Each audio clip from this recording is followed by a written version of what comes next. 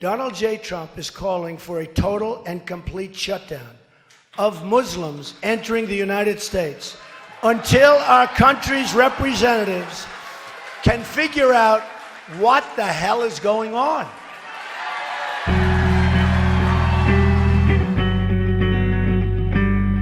The hatred. On Monday, Donald Trump, the Republican presidential frontrunner, made his most extreme comments on Muslims to date.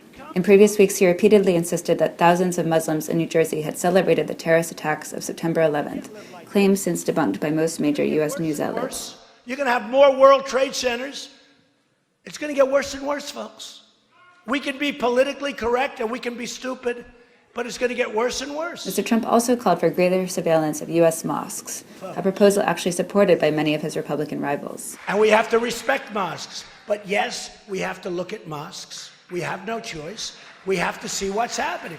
Because something is happening in there. Man, there's anger. Mr. Trump's critics, from the White House to Muslim groups, were quick to respond.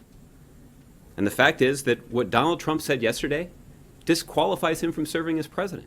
It is reckless and simply un-American. Donald Trump sounds more like a leader of a lynch mob than a great nation like ours. He and others are playing into the hands of ISIS. Get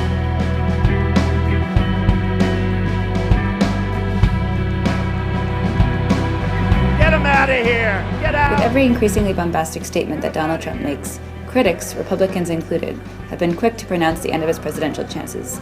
Would I approve water pouring? You bet your ass I'd approve it. You bet your ass. In a heartbeat.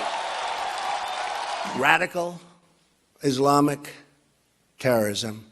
And I'll tell you what, we have a president that refuses to use the term. He refuses to say it. There's something going on with him that we don't know about.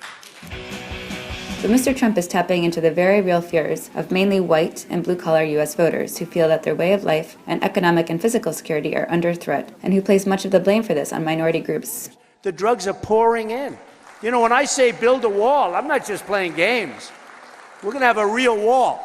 While most of the country and Republican elite are condemning Mr. Trump's comments, his remarks will alienate few of his supporters. That we stand behind Donald J. Trump. Yes, we do, baby.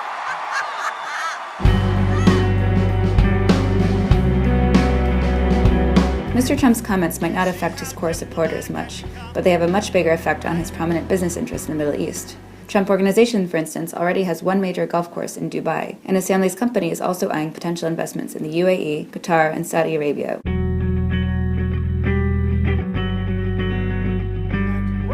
While most of Mr. Trump's Republican rivals have done little in the past to condemn his comments on Muslims, this time they lashed out. On Twitter, Jeb Bush called Mr. Trump unhinged, while Marco Rubio, the Florida senator, said his statement was, quote, offensive and outlandish. Some rivals have been wary of criticizing Mr. Trump, in particular Ted Cruz, the Texas senator who has positioned himself as the candidate most likely to win over Trump supporters if and when the billionaire drops out of the race. Yet even Mr. Cruz said he disagreed with Mr. Trump's proposal. We have no choice. We have no choice. Courtney Weaver, Financial Times, Washington.